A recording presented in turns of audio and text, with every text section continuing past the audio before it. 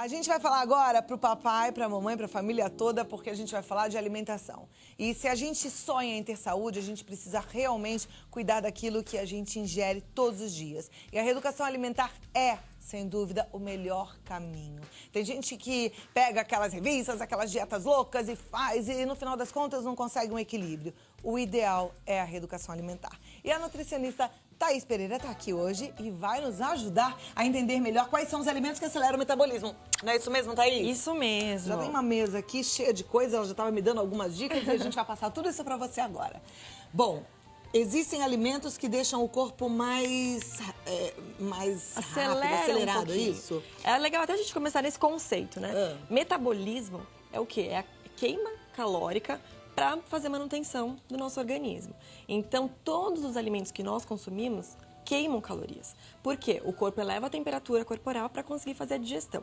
Mas tem alimentos específicos que são considerados os termogênicos, porque eles aceleram um pouco mais.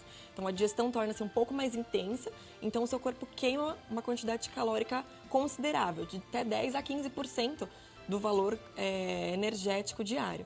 Então, assim, dá para ter um coadjuvante num tratamento de emagrecimento. Ao contrário desses alimentos que aceleram o metabolismo, tem alimentos que só engordam mesmo, que tem aquela caloria mais vazia, não é? Por exemplo, os carboidratos refinados.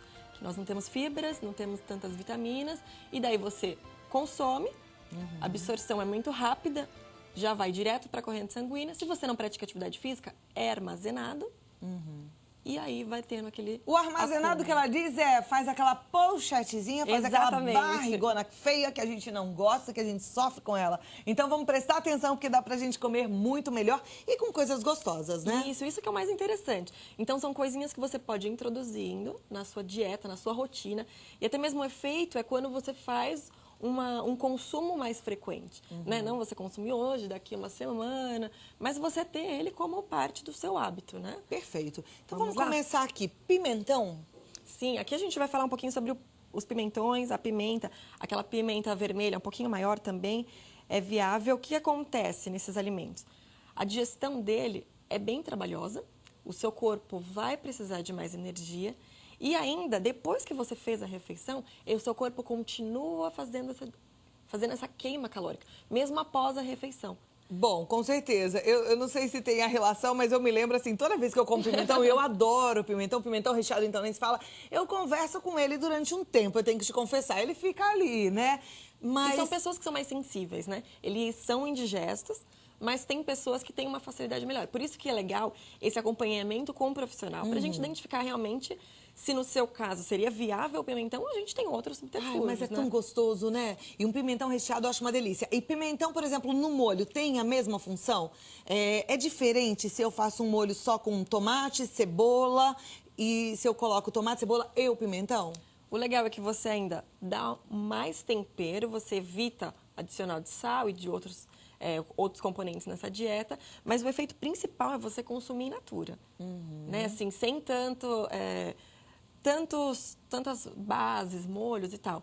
Mas assim, por exemplo, ele recheado tem uma carne moída, mas não é tão... Na salada seria o ideal? Salada, ele pimenta, fatiadinho. por exemplo. Exatamente. Tá. Você tem um efeito muito melhor, porque a digestão vai ser bem mais trabalhosa do que com ele já um pouquinho refogado, já um pouco hidrolisado. Você falou da pimenta, né? E eu vejo que as pessoas hoje que querem emagrecer, elas estão usando pimenta, assim, com mais vontade, talvez, achando que é realmente necessário. Mas a pimenta desse jeito ou a pimenta em molho também serve? Mais interessante é ela in natura. E geralmente um pedacinho pequeno, então uma colherzinha de café já é suficiente. Ela estimula a produção de salivar, ela vai auxiliar no processo digestivo também, facilitar essa digestão dos outros alimentos, e é muito interessante. Só que o excesso também pode irritar a mucosa.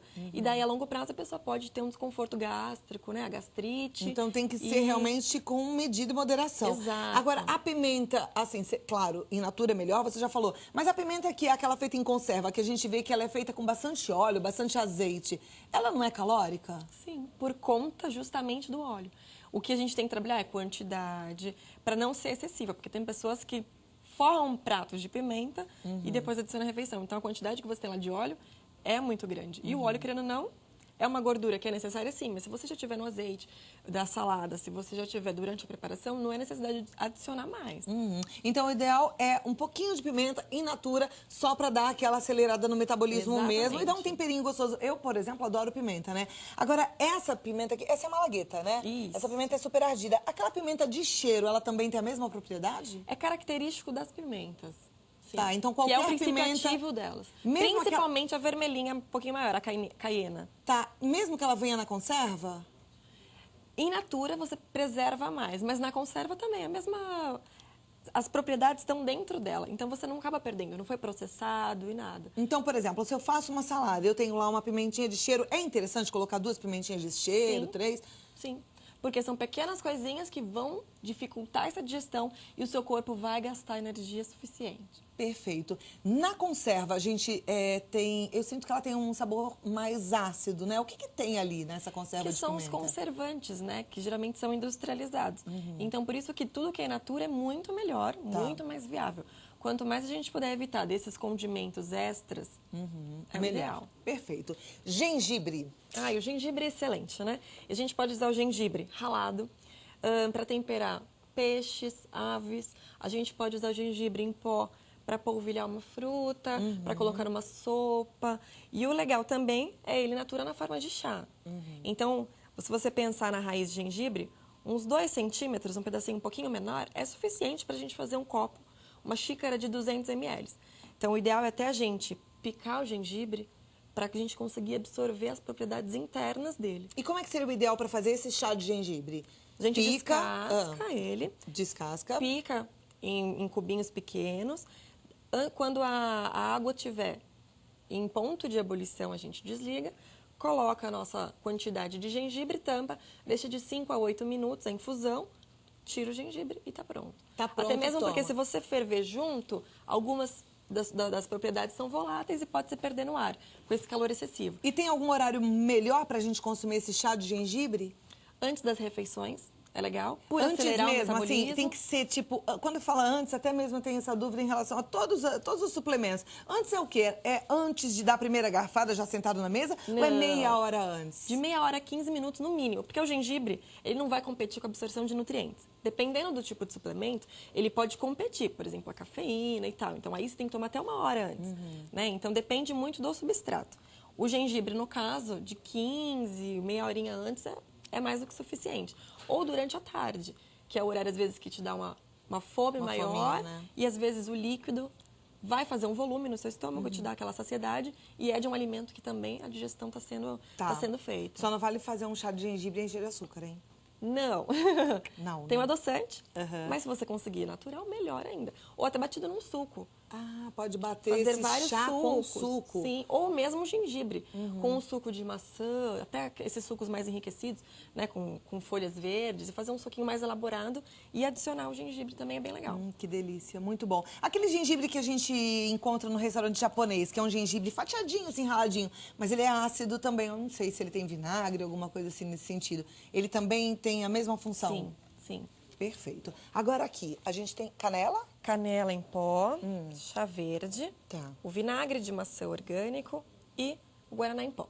O guaraná em pó, a gente, né, até falou sobre ele esses dias, que ele dá um pique, dá um estímulo pro organismo e é o mesmo efeito. Por conta de ter cafeína também, ele vai acelerar o metabolismo, que é característico. Tá, e a gente toma o guaraná em pó com um pouquinho de água, tampa o nariz, engole e ponto, é isso? É, como ele é bem adstringente, talvez num suco é mais fácil de você tomar, né? Batido lá no Põe uma colher. no suco, põe uma colherzinha de café. Uma a colherzinha de menor que café. tiver. Você falou que dá um pique aí por umas 6 6 horas, né? horas, Então é bom não bem tomar à noite, estimulante. porque senão vai Não. acabar prejudicando um pouquinho Isso é até o sono. interessante. Todos os alimentos termogênicos, se você consumir no período da manhã e da tarde, o efeito é muito melhor, porque você está em atividade, então a chance de você gastar é até maior. Perfeito. Aqui, O chá verde. o chá verde. O chá verde também a gente já ouviu falar muito sobre ele. O que a gente tem que tomar cuidado é com quantidade. Então, geralmente, tem pessoas que tomam 1 litro, 2 litros diários para ter efeitos. Mas, na verdade, 2 xícaras por dia, no máximo, são suficientes.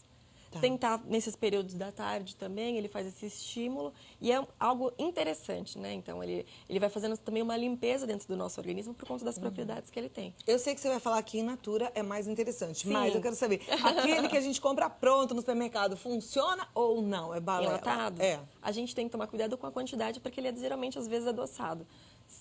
Então, dá uma compradinha, pode ter mais calorias. Se você fizer in natura, a caloria que vai ter é se você adicionar algo. Tá, ele pode ter mais caloria, mas ele conserva a propriedade do chá verde? Não tanto quanto natural, mas você tem propriedade sim.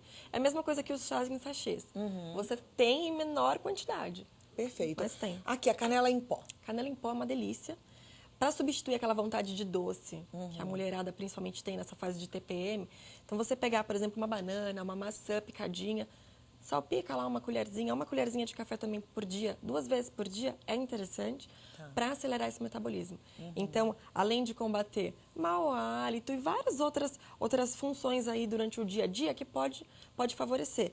É termogênico, o corpo vai gastar energia, então é um alimento que se você tiver diariamente, é perfeito. Tá, agora tem gente, Thaís, que tem o hábito de consumir um mingau de maisena. Ai, eu adorava isso quando eu era criança. Mingau de maisena quentinho no prato, todo polvilhadinho de canela em pó. Deu até água na boca. Mas engorda, né? Com açúcar. Isso, com dependendo açúcar, do horário. com leite.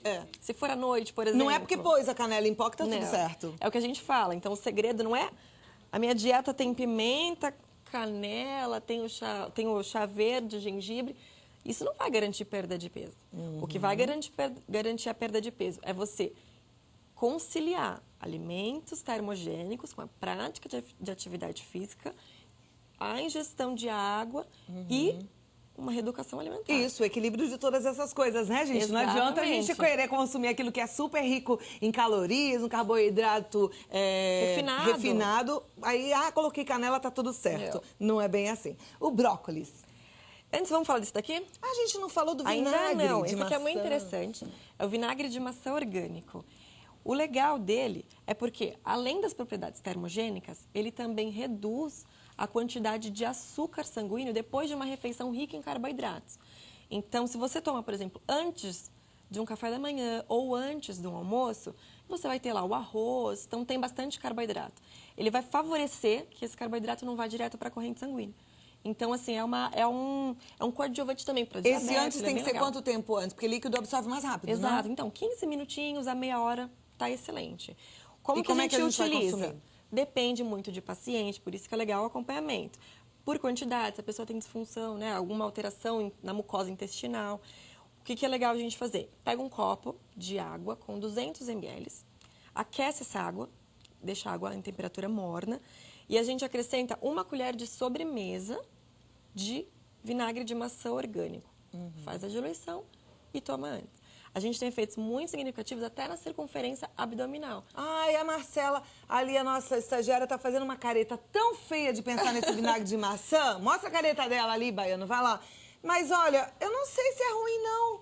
E vinagre de maçã é tão bom em tantos sentidos, né? Sim. Eu gosto, quando eu tô com dor de garganta, até faço um gargarejo de vinagre de maçã. Olha lá. Eu vou provar depois. E o legal também é porque a maçã, ela tem pectina, que é uma fibra. E essa pectina que está presente no vinagre, ela confere saciedade, então te dá mais, né, aquela saciedade na hora da refeição. Você consegue comer um pouquinho menos. Perfeito. Se bem que podia pegar um copinho pra mim de água, que eu provo aqui já. Pode pegar lá, Mar, por favor. Eu vou provar pra ver se é bom, se dá pra gente tomar pra te contar. Agora, então, vamos lá. Brócolis. Esse aqui são os vegetais folhosos, ricos também em fibra, digestão dificultada. Além disso, a gente tem N vitaminas. Então, são coisas que é importantíssimo, né? Então, às vezes, você, nos recordatórios alimentares, quando a gente faz um questionário de frequência, a pessoa consome 1, 2 vezes por semana, no máximo. Então, assim, são coisas que dá para ter uma rotina um pouco melhor. Principalmente esses dois aqui, até a selga também. Então, não precisa, assim, variar. Porque, por exemplo, eu vou te falar uma coisa que acontece na minha casa. Meu filho, ele só gosta de legumes, ele só gosta de brócolis. Ele come brócolis todo dia. Às vezes eu fico preocupada, falo, tinha que variar um pouco, né, Gabriel? Comer outras coisas, mas ele gosta de brócolis e esse brócolis. Tudo bem, então? Tranquilo. Então você ótimo. ter o brócolis e adicionar outros, melhor ainda. Você vai ter outros nutrientes. Mas deixar, por exemplo, de consumir. Aí ele vai passar um dia sem consumir nada. Então, assim, perfeito.